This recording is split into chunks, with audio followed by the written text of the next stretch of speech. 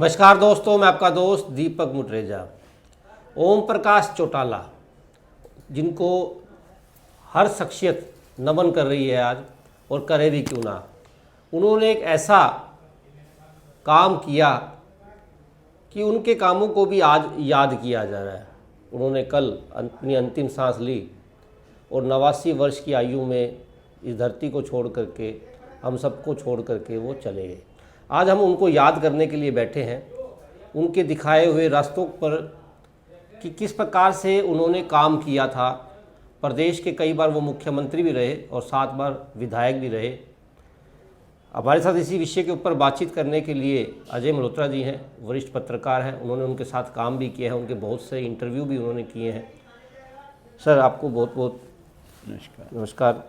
Sir, क्या कहोगे ओम प्रकाश चौटाला जी, जिन्होंने कहा जाता है कि जाबाजी से पूरे प्रदेश को संभाला? इसमें कोई शक नहीं है कि चौटाला जी एक बहुत ही सुलझे हुए और मजबूत इरादों वाले मुख्यमंत्री थे, सख्त प्रशासक थे और एक मंझे हुए राजनीतिक व्यक्तित्व भी थे। चौटाला साहब बड़े कड़क मिजाज के थे जहाँ तक प्रशासन का सब उनका सवाल है। उन्होंने वक्ता बहुत अच्छे थे। मतलब कि अगर ये आप कहो कि हरियाणा में अब तक जितने भी मुख्यमंत्री हुए हैं, तो बंसी लाल हैं, भजन लाल जी हैं, हुड्डा साहब हैं, मनोहर लाल जी, सैनी साहब, या इनसे पहले राव वीरेंद्र जी, जितने भी मुख्यमंत्री हरियाणा में हुए, उन सबसे अच्छे वक्ता चौटाला साहब थे। उनका इतना कंट्रोल था अपनी भाषा पे कि जब उनको सुनने बैठते थे लोग तो एक तरह से बंध जाते थे उनको सुनते। और उनका जो बोलने का तरीका था, समझाने का तरीका था, वो उनके जो प्रशंसक थे या ग्रामीण थे उनको बड़े ध्यान से सुनते थे उसको। प्रशासन की जहाँ तक बात है, सख्त भी थे, अधिकारी उनसे डरते थे। और उन्होंने अधिकारियों को एक बार उनको पता लगा कि अधिकारी कुछ ज़्यादा पार्टियों वोटियों में शामिल होने लग गए हैं। उन्होंने डायरेक्ट तो नहीं कहा भाई तुम ये नशा शराब वगैरह पीनी बंद कर दो। वो बोले भाई मैं रात को अफसरों को कह दिया, डीसी साहब को या एसपी थे या जो एसीएस थे, डायरेक्टर्स थे, मैं रात को फ़ोन किया करूँगा भाई मेरे को रिपोर्ट चाहिए उसी वक्त। तो अधिकारियों में इतना खौफ हो गया तो कईयों ने तो पार्टियां बंद कर दी रात की और कई सिराने के नीचे डायरी रख के सोते थे, भाई डिटेल पूछेंगे तो बतानी पड़ेगी उसी वक्त। चौंक के बैठते थे। उनका खौफ इतना था कि मैं एक दिन हमारे भिवानी में एक डी साहब होते थे, उनके कार्यालय में बैठा था, तो इतने में मैंने देखा कि कोई फ़ोन आया, बज़र पे बजा। पहले ज़्यादा लैंडलाइन पे आते थे फ़ोन। बज़र बजा तो पीए ने कुछ कहा तो डी साहब फ़ोन उठाते ही खड़े हो गए एकदम से। तो बात करते रहे तो मैंने बाद में कहा, मैंने कहा जी आप खड़े क्यों हो गए? भाई वो बोला यार चौटाला साहब का भय इतना है। मैंने कहा जी वो यार थोड़ी ना थे। बोला स्पॉन्टेनियस रिएक्शन है ये।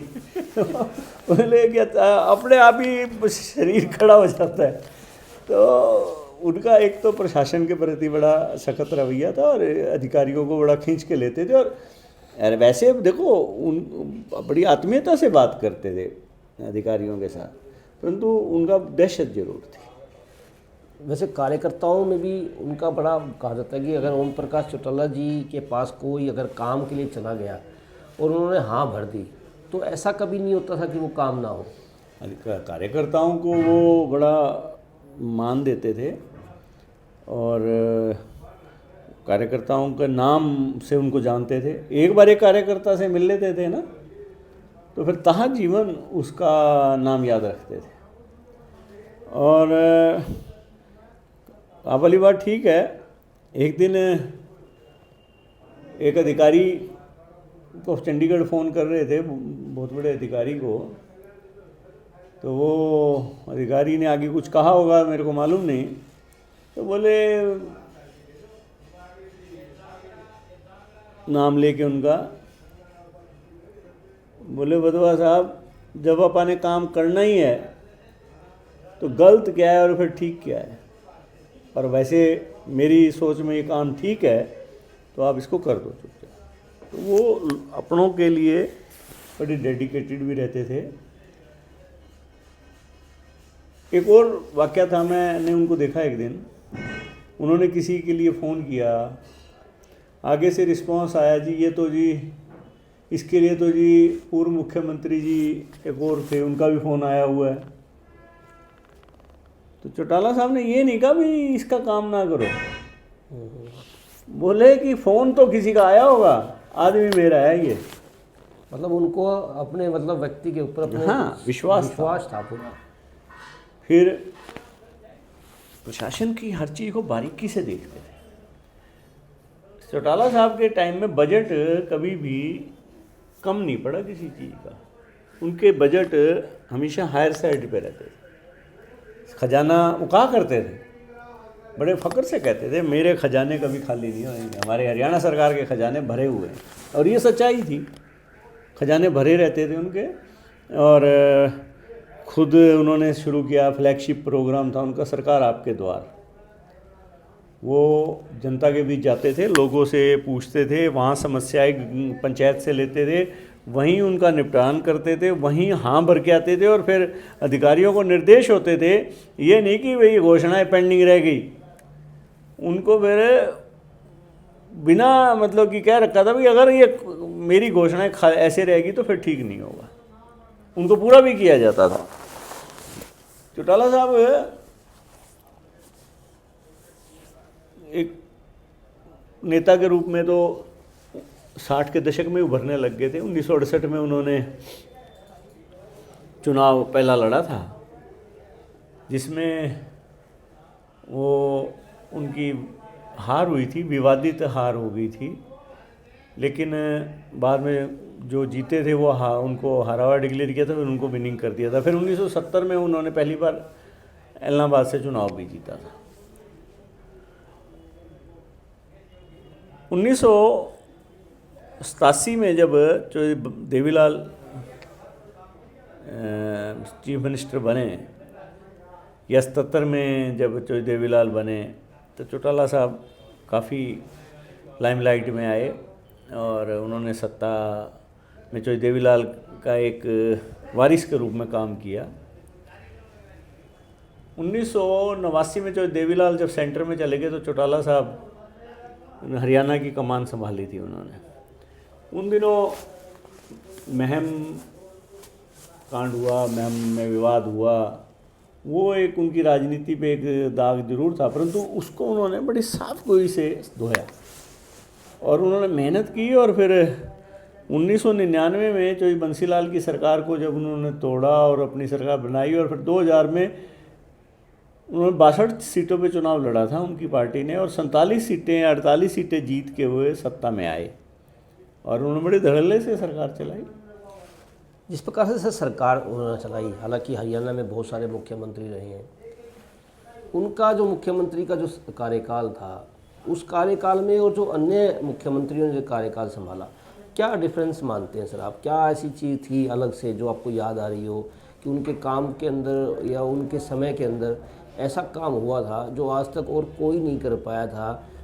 हालांकि जिस प्रकार से आज भी उनको बहुत अच्छे तरीके से जो है याद किया जाता है, आज भी काफ़ी सारे लोग जो है उनके अंतिम दर्शनों के लिए तेजा खेड़ा जा रहे हैं, पुरानी बातें काफ़ी सारी याद कर रहे हैं। देखो, चौटाला साहब अनथक मेहनत करने वाले व्यक्ति थे। हैंडीकैप होने के बावजूद आप देखो, वो 5 साल बैठे नहीं, वो पूरा टाइम जनता के बीच में रहे। मतलब उन्होंने सरकार आपके द्वार जो कार्यक्रम शुरू किया, वो जनता से डायरेक्ट एक इंटरेक्शन था। आज आप मुख्यमंत्रियों से मिल नहीं पाते, और मंत्रियों से नहीं मिल पाते। सही बात है, पहले अपॉइंटमेंट लो और फिर उसके बावजूद भी ना मिले कुछ भरोसा। वो जनता के बीच जाते थे, उनमें कॉन्फिडेंस था जनता को फेस करने का। देखो, ये जनता के बीच में वही नेता जा पाएगा जो उसको जनता को फेस कर पाता है। मैंने अधिकांश नेता देखे हैं कि जनता को फेस ही नहीं कर पाते हैं और बंद कमरों में बैठे कह देते हैं बोले इन्होंने तो दिमाग खा लिया हमारा। बाहर जनता खड़ी होती है गर्मी में, तपती जेठ की दोपहर में खड़ी देखी हमने नेताओं के यहाँ, और नेता अंदर एसी में बैठे होते हैं।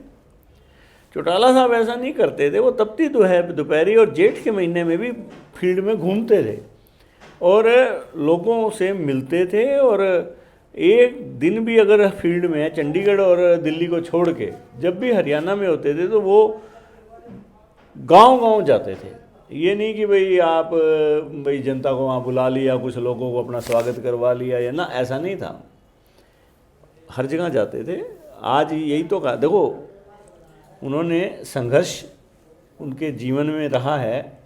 1975 में जब इमरजेंसी लगी थी तब भी वो जेल में भी रहे 19 महीने।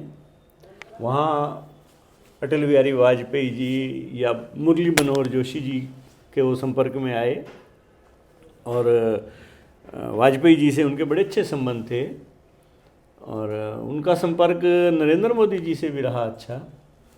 तो चौटाला जी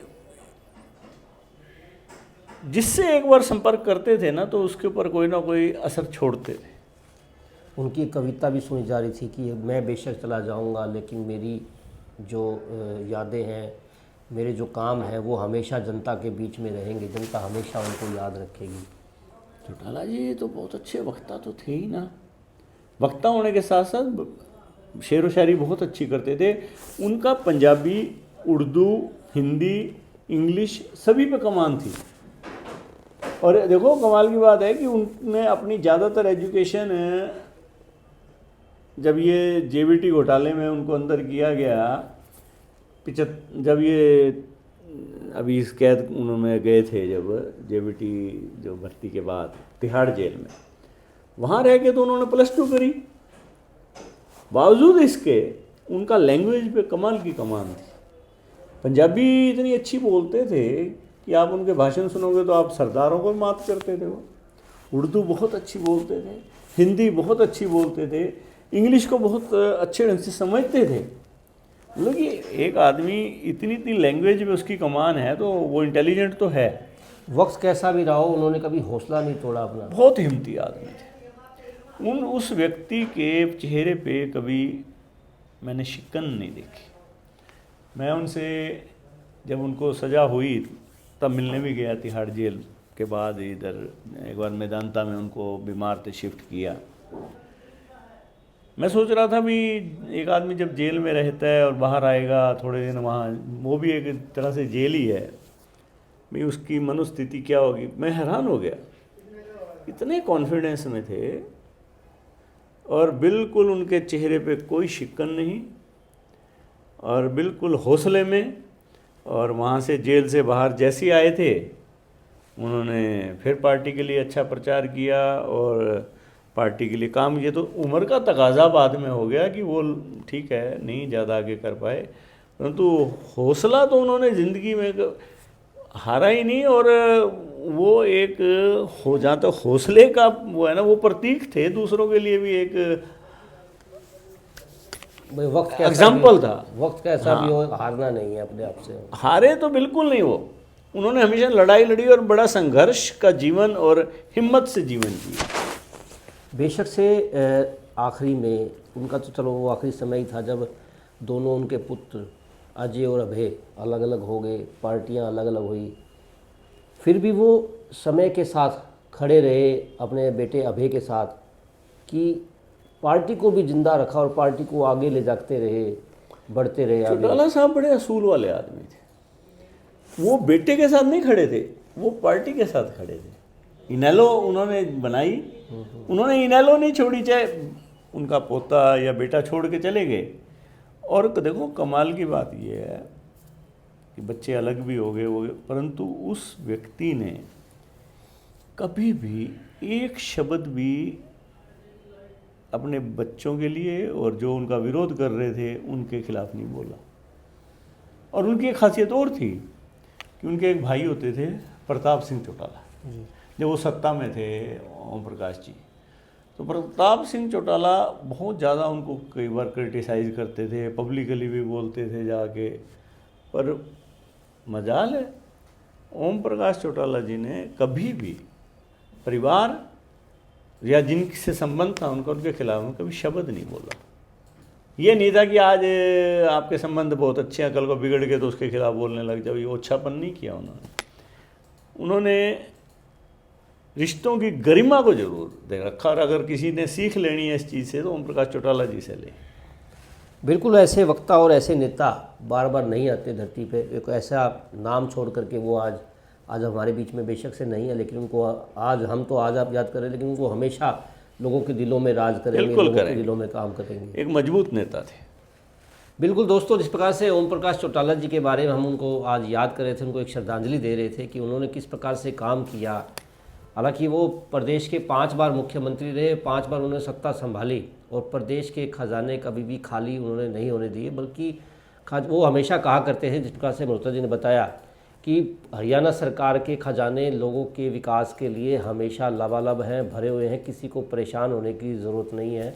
अखबारों की हेडलाइन जो है वो भी बना करती थी कि किस प्रकार से ओम प्रकाश चौटाला जो है वो काम करते थे। आज हम उनको नमन कर रहे हैं, श्रद्धांजलि दे रहे हैं। आज के लिए बस इतना ही। कल फिर दोबारा मिलेंगे नई खबर के साथ, नई जानकारियों के साथ। नमस्कार।